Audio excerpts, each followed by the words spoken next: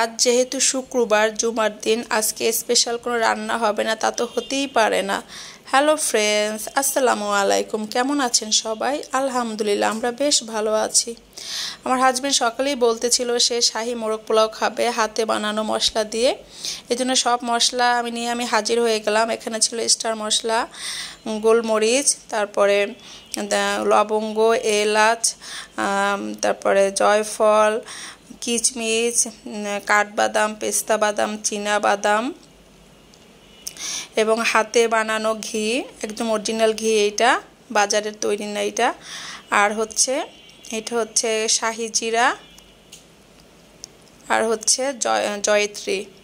এখন আমি জয়ফল আর জয়ত্রীটা পাটায় পিষে নিব, ব্লেন্ডার করব না। আর এখানে চাল ধোয়া আছে, বাসমতি চাল, মাংস ধোয়া আছে, পেঁয়াজ কাটা আছে, টক দই, বাদাম বাটা, জয়ফল জয়ত্রী, আলু কাটা, পেঁয়াজ, রসুন, আদা, জিরা বাটা। এখন আমি মাংসটা একটু হালকা করে ভেজে নেব। মাংসটা ভেজে নেওয়া হয়ে গিয়েছে। এখন আমি প্যানে তেল বসিয়ে দেবো। তেলটা আমি একবারেই বসিয়ে দেবো, যেহেতু এটা বাসমতি চাল, আলাদা করে তেল আর দিতে হবে না চালের সাথে। এখন আমি পেঁয়াজটা একটু বেরেস্তা করে নিয়েছি প্রথমেই। এই পর্যায়ে আমি কাটা পেঁয়াজ দিয়ে দিলাম, তেলে একটু ভালো করে ভেজে নিচ্ছি।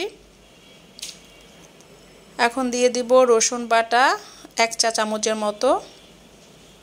এর সাথে আমি পেঁয়াজ বাটাও দিয়ে দিচ্ছি 2 চা চামচের মতো, এবং 1.5 চা চামচের মতো জিরা দিয়ে দিয়েছি। এখন দিব আদা বাটা 1.5 চামচের মতো।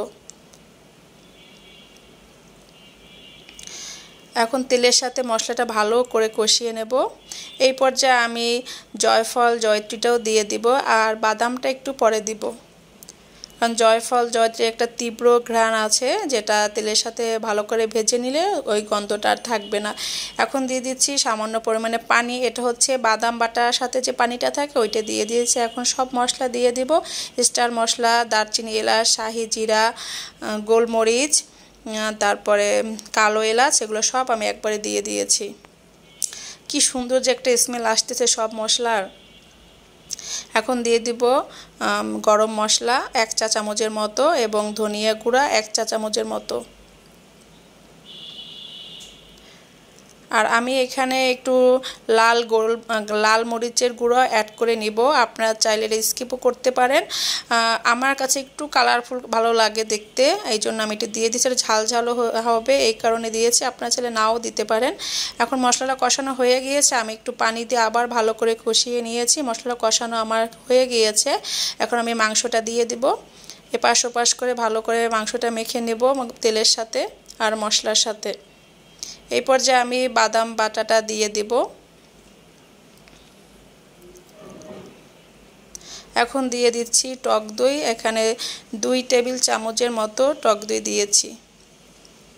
এখন ভালো করে মশলাটা মাংসের সাথে মিশিয়ে নেব। এখন দিয়ে দিব টমেটো সস। এটাও অপশনাল, আপনারা চাইলে দিতেও পারেন, নাও দিতে পারেন। কারণ আমি যে মশলাগুলো ইউজ করেছি এটা সবগুলো দিলে একদম পারফেক্টলি শাহি মোরগ পোলাও হবে। কালারটা কিন্তু অনেক সুন্দর হয়েছে। এখন আমি ঢেকে দিয়েছি অল্প আছে। আমার মাংসটা কিন্তু প্রায় হয়ে আসছে, আবার একটু ঢেকে দেব। আর এখন আমি আলুটা সিদ্ধ করে নিয়ে একটু তেলে ভেজে নেব, তাহলে সুন্দর একটা আলু থেকে একটা ভাজা ভাজা স্মেল হয়ে যাবে। এই পর্যায়ে আমি এখানে গুঁড়ো দুধ পানি দিয়ে মিশিয়ে লিকুইড করে নিয়েছি।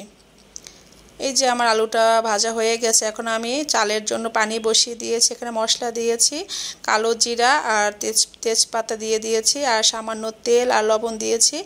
আমার পানিটা ফুটানো হয়ে গেছে, চালটা ঢেলে দিয়েছি। এখন আমি সব মশলার সাথে চালটা আমি অ্যাড করে দিয়েছি। এই তো আমার শাহি মোরগ পোলাও রেডি। কেমন হয়েছে কমেন্টসে জানাবেন সবাই। ভালো থাকবেন, আমাদের জন্য দোয়া করবেন। আল্লাহ।